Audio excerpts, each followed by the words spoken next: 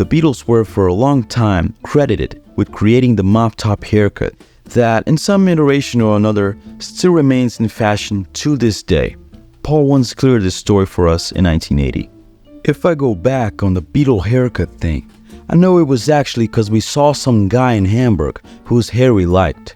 John and I were hitchhiking to Paris, and we asked him to cut our hair like he did his.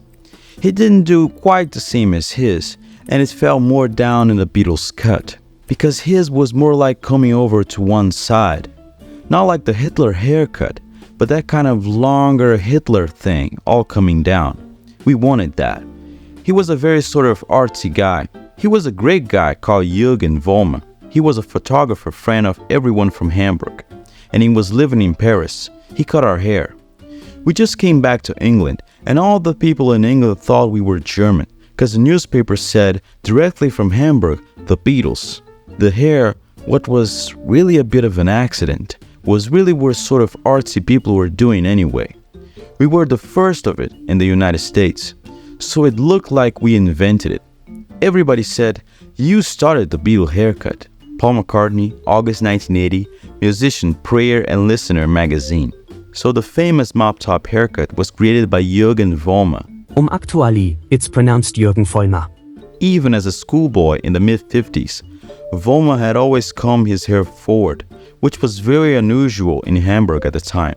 In the group of young artists who were friends of the Beatles in Hamburg, Vollmer was the first with such a hairstyle. Everyone knows black and white suits were quite common in show business at that time.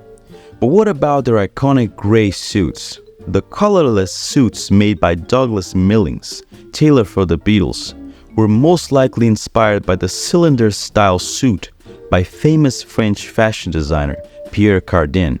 An employee of Millings by the name of Tom Gilby once remarked, "I think it's fair to say that they, the Beatles, did steal that look from Pierre Cardin, but their look did evolve from that." Douglas Millings never publicly admitted to where his inspiration came from regarding his colorless suits. In an interview, he once said, "I dreamed up the round neck collar. I make no claims I invented it, but we did add individual touches.